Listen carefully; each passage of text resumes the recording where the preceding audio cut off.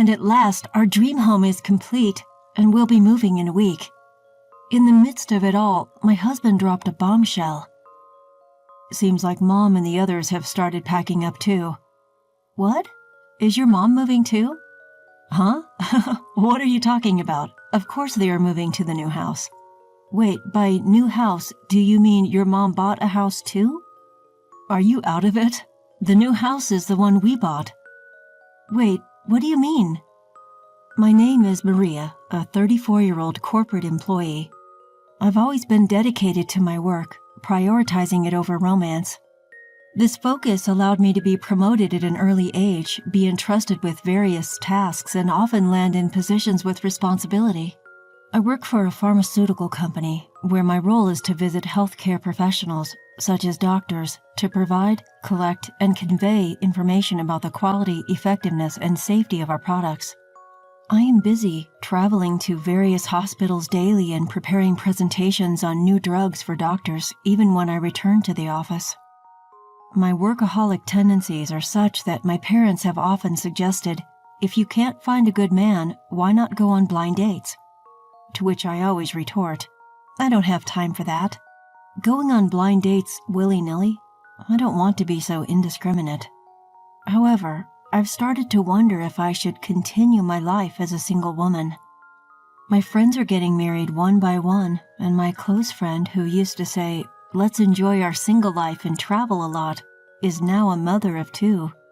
Although I still believe that marriage isn't everything in life, I'm starting to feel a sense of urgency about whether I should end my life without experiencing marriage. That's when I met Robert, who later became my husband. A friend, hearing about my concern, introduced me to him at a party she hosted. Robert, 5 years younger than me, was 29, apparently works as a web designer. Like me, he had prioritized his work and often ended up being dumped because he wasn't good at balancing work and love. I thought, he's just like me, and felt a strange kinship with him. We hit it off right away and began dating.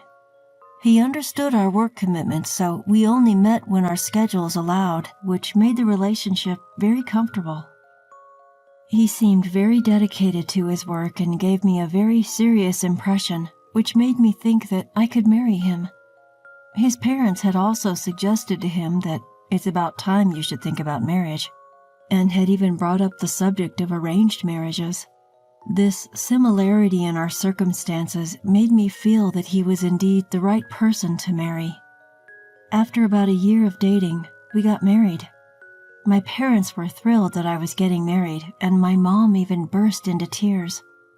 I believe she was genuinely happy because she cried so much, not just when we announced our marriage, but also during our wedding ceremony. This is how the married life of my husband and I started, but we immediately hit a wall. That was the presence of my in-laws. Since our house was about a 10-minute walk from my in-laws, we often got called over. It was always my mother-in-law who would call us, seemingly with the intention of badgering the daughter-in-law while meeting her son. My mother-in-law frequently made snide remarks toward me to the extent that my husband and father-in-law wouldn't notice, and she would often make me do household chores for no good reason. Maria, I have a backache. Could you do the cleaning for me? Okay. Great. Could you clean all the rooms and corridors on the first and second floor? Another person who troubled me was my sister-in-law. She had a sharp tongue to begin with and would openly insult me, regardless of whether my husband or father-in-law were around. Maria, you seem like such a plain and boring woman. My husband and father-in-law would scold her, but she just ignored them and did whatever she wanted. I want to eat something sweet, Maria. Go and buy it. Oh, perfect timing. Please also buy some ingredients for dinner while you're out. Though I wondered why I had to do these things, I initially thought it was better not to rebel against my in-laws, so I complied quietly. However, this only served to encourage my mother-in-law and sister-in-law. They started to harass me every chance they got. After that, I grew weary of visiting my in-laws and started telling my husband, I don't want to go. My husband said, well, I won't force you to come, but also expressed his dissatisfaction, saying, They're my family, so please try to get along with them. I could have gotten along with them if my mother-in-law and sister-in-law had been kind. Since my husband didn't forcibly take me, I was able to avoid going to my in-laws for a while, but I had to go during Christmas and Thanksgiving because it was hard to decline those invitations after usually refusing them. However, when I showed up at my in-laws, my mother-in-law and sister-in-law treated me as if they'd gotten a new toy to play with. I only have to see them once or twice a year, so I just have to endure this, I would tell myself to get through these visits. If it weren't for the situation with my in-laws, my married life with my husband would have been close to ideal. He knew I loved my job, so he let me do overtime whenever I wanted, and we shared household chores. I was truly grateful that he was understanding about my work. My husband also supported my dream, that is, to build my own home. This has been a dream of mine since I was a child. Well, even though my husband is supportive, I decided to build the house using only money I saved by myself, so there's no financial help from him. So rather than support, it's more like he's understanding of the situation. The funds for my dream house have been mostly saved from part-time jobs since my student days.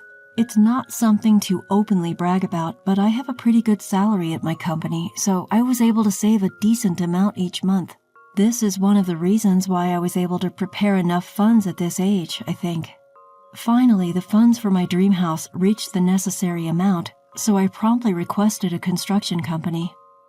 Floor plan and design and such, I had researched variously since long ago, so I was able to smoothly convey my wishes. So I was thinking of making this your workspace, Robert. Since your web design job is often working from home, I thought you'd find it relaxing if it's a place with good sunlight and a nice outside view. That sounds great. I'm really happy. Thank you. The dream house is quite far from my in-laws, so my mother-in-law and sister-in-law probably won't be able to visit often. Excitedly, I waited for the house to be completed, and finally our dream house was completed, and we decided to move in a week later. In the midst of all this, my husband made a surprising remark. My parents have been packing up quite a bit, too. What? Are your parents moving? What? Of course, they're moving to the new house. Wait, the new house? Did your parents buy a house too? Are you spacing out? The new house is our house. What? What do you mean? Why are your parents moving into my house? Why? Well, when I talked about the new house, they said they wanted to live there too. What? Why did you decide something like that on your own? I can't believe this. What's the matter? Is that bad? Of course it is. My dream was to build and live in my ideal home. Why do I have to be interrupted by your parents? Interrupted? They're my family. You may not have noticed, but I've been bullied by your mother and sister. I can't live with them. Even after I said this much, my husband did not understand and said something unbelievable. Enough. Stop being so selfish. What? My mom and sis were saying this. They said they were troubled by your bad attitude. They said they just wanted you to be a good wife. You took their side? You believed them? Enough. You really don't listen, do you? You're older but act like a child. Anyway, I'm giving our new house to my parents. If you resist, yeah, we'll get a divorce. What? Yes, I'm serious. I'm going to visit my parents' house today. You should stay alone and cool down your head. Reflect on your actions. And saying that, my husband went to his parents' house. I felt my love for my husband cool down in an instant. After all, he was a child born of that mother. Perhaps his self-centered nature was fundamentally the same. The next day, my husband returned home with a smug look on his face. Have you reflected yet? What am I supposed to reflect on? Are you sure of your words? Here are the divorce papers. I've already filled out my part. Didn't I tell you? I'm serious. If you're not repentant, we're getting a divorce. Think you can remarry at your age? Just stop being stubborn and listen to what I'm saying. Even my parents said they'd forgive you. I understand. Good girl. If you've learned your lesson, Don't defy me again. I can't believe I didn't see my husband's true colors until now. Maybe he showed his true colors when I got a valuable new house. It seems like he's the type who becomes arrogant when he succeeds. I'm glad I found out before we started living together. I immediately filed the divorce papers and handed in at the city hall. We're no longer husband and wife, and I no longer have to let his family into my house. Luckily, to make me reflect, he had been staying at his parents' house for a few days, so I was able to move all my belongings to the new house first. The new house was just as I had imagined. Every corner of it was exciting. I bought new furniture and appliances and replaced them with the ones I had chosen, so I was filled with happiness just being in this space. Then, my ex-husband came to visit the house. When I looked at the video from the intercom, it seemed he had brought his parents and sister with him. Oh, I forgot to tell him that I had filed the divorce papers. When I answered the intercom, my ex-husband said irritably, "Open up quickly." "Sorry, I can't do that." "Huh? What are you messing around for? Let us in." "Damn, what do you mean moving in all by yourself without telling us?" "Sorry, I forgot to tell you." "I'll forgive you, just let us in now." "That's why it's impossible." What I forgot to tell you was that I had filed for divorce." "What? What do you mean?" "That means I've submitted the divorce papers you gave me. We're no longer husband and wife. That's why I can't let you all in this house." "You can't be serious." "Hey, Robert, what's this about a divorce? Didn't you two agree to live together? And even if you were divorced, the house is marital property, right? Why is the wife occupying it?" "That's right, our son should have a right to live here too."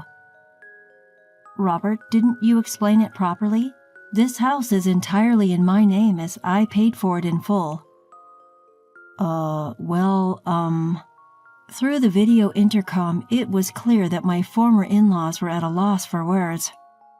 "Hey, Robert, you always said come to our house. What's going on?" Anyway, that's the situation. Can you please leave now?" "Don't joke around. Why do we have to listen to you? If you continue to linger, I'll call the police." The police?" Upon hearing the words police, Robert's family were completely taken aback. Then the father-in-law apologized to me, saying, "I'm sorry, Maria, we'll leave, so please don't call the police." And they left in their car. As for the ex-husband and his family, it seems they met a miserable end. The father-in-law, having learned about how I was being bullied by his wife and daughter, divorced his wife in disbelief and cut ties with both his son and daughter. Incidentally, since they mistakenly thought they could move into my new home, they had already put up their house for sale. So the mother-in-law and sister-in-law, abandoned by the father-in-law, had no choice but to depend on Robert, who now supports them while being blamed by the two for "it's your fault." I wish them well as they continue to shift blame on each other and lead a life of poverty. It serves them right. On the other hand, I'm living very comfortably in my new home and often invite my parents and friends over to have a good time. While I do want to experience love again, now that I have my own house, I intend to be more careful in choosing a partner so that I don't fall for the wrong person again.